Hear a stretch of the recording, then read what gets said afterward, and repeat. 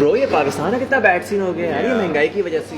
जो poor type लोग हैं, जो गरीब टाइप्स होते हैं, ये तो बिल्कुल तबाह हो जाएंगे bro. How are they gonna afford anything? Bro government ये जानबूझ के महंगाइयाँ करते हैं, चोरी ब्रो, करप्शन का सीन है। सही कह रहे हो यार, इन लुटेरे। ब्रोस, आप लोगों की बात इंटायरली ठीक है, but before we get into that हम थोड़ा सा इकोनॉमी को समझ लेते हैं। सबसे पहली चीज आती है जीडीपी। जीडीपी एक मुल्क की मजमूई दाखिली पैदावार को कहते हैं, यानी एक मुल्क में जितनी भी गुड्स और सर्विसेज फराहम की जाती हैं उसकी टोटल वैल्यू, यानी एक मुल्क में जितना ही बिजनेस होता है उसका टोटल साइज। फिर आता है balance of payment. Balance of payment वो अमाउंट है जो आपकी इंपोर्ट यानी दरामदाद और एक्सपोर्ट यानी बरामदाद को माइनस करके निकाला जाता है।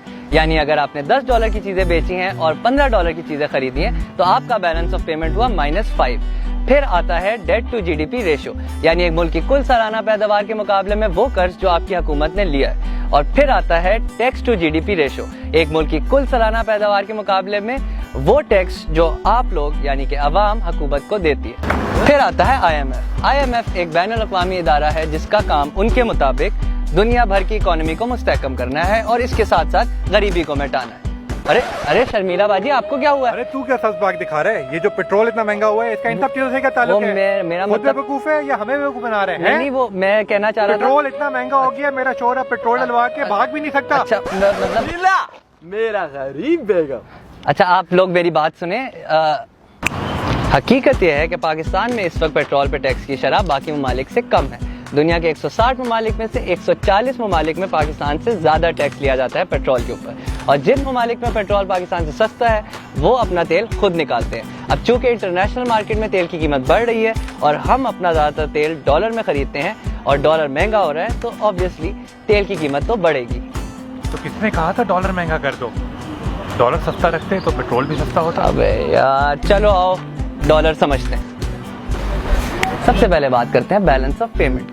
दुनिया भर की ट्रेड डॉलर में होती है। हम सालाना जितना डॉलर कमाते हैं उससे कहीं ज्यादा डॉलर हम खर्च करते हैं। अब अगर मार्केट में डॉलर की कमी होगी तो डॉलर का रेट तो बढ़ेगा ही। मिसाल के तौर पे हम हर साल 48 अरब डॉलर की इंपोर्ट्स करते हैं और सिर्फ 22 अरब डॉलर की हम एक्सपोर्ट्स करते हैं। तो क्या हम सिर्फ लग्जरी आइटम्स इंपोर्ट करते हैं? हमारे तो इतने बुरे हालात हैं कि लग्जरी आइटम्स तो क्या, हम टमाटर और $500 मिलियन की सिर्फ हम चाय की पत्ती इंपोर्ट करते हैं। अब अगर हमारे शौक हमारी औकात से बढ़ जाएंगे तो डॉलर तो महंगा होगा ही। तो अगर आप भी अच्छे पाकिस्तानी होने का सबूत देना चाहते हैं तो न्यूटेला छोड़ें और अपनाएं यंग्स चोको ब्लेस। तो क्या करें, हम भूखे मर जाएं?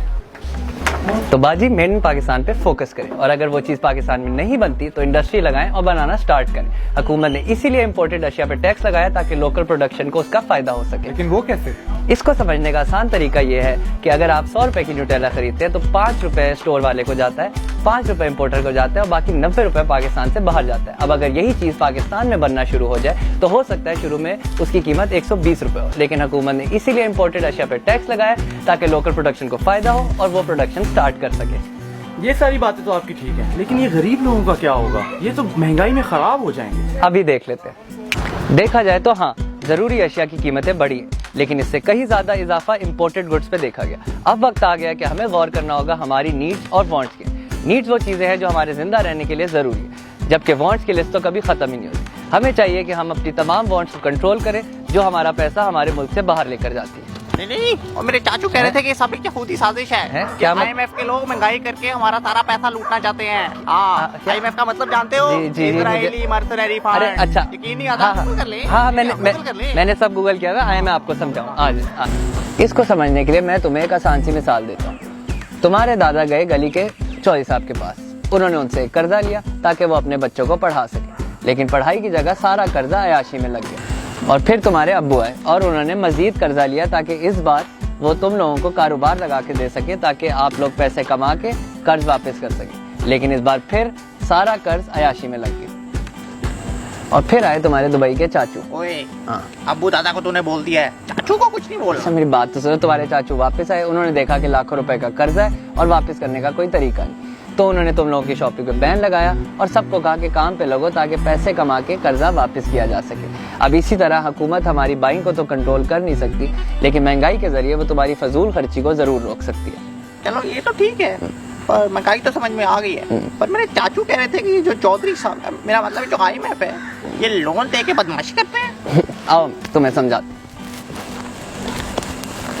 तो मेरे भाई जब आप बैंक के पास जाते हैं लोन लेने तो बैंक आपको लोन माफ तो नहीं कर देता ना, इसी तरह अगर आप IMF से कर्जा लेंगे तो IMF आपसे कर्जा वापस जरूर लेगा, और कर्जा वापस तभी होता है जब आप उनके पैसे को ठीक से इस्तेमाल करें। मिसाल के तौर पे इंडिया आखिरी दफा 1991 में IMF के बाद गया था, और उसके बाद उनकी इकोनॉमी का वही हाल हुआ जो आज हमारा हाल है। उनकी करेंसी 80% डिवैल्यूएट हो गई, और इसके बाद उन्होंने अपनी मार्केट को लिबरेट किया। हाँ, शुरू में उनको मुश्किलात आई, लेकिन अब उसके बाद आज तक इंडिया IMF के पास नहीं गया, और अब हाल ये है कि उनके फॉरेन रिजर्व हमसे 20 गुना ज्यादा हैं। अच्छा एक सेकंड, अगर पाकिस्तान के हालात इतने बुरे हैं तब बंदा क्या करे, रो भी नहीं सकता क्या? माना कि अभी मुश्किल वक्त है, लेकिन अब हम सबको एक होकर पाकिस्तान को बचाना है। ये यूथिये और पटवारी वाली बहस से आगे जाना है, गवर्नमेंट से पूछकर जरूर करनी है, लेकिन इसके साथ साथ हमें यह समझना होगा कि पाकिस्तान के असल मसाइल क्या हैं और हम ऐसा क्या कर सकते हैं ताकि हम इन मसाइल को हल कर सकें। तुम्हें यह जान लेना चाहिए कि तुम किसी के नहीं, तुम सिर्फ पाकिस्तान के, और अगर तुम पाकिस्तान के नहीं तो पाकिस्तान का कुछ नहीं हो सकता। पाकिस्तान जिंदाबाद।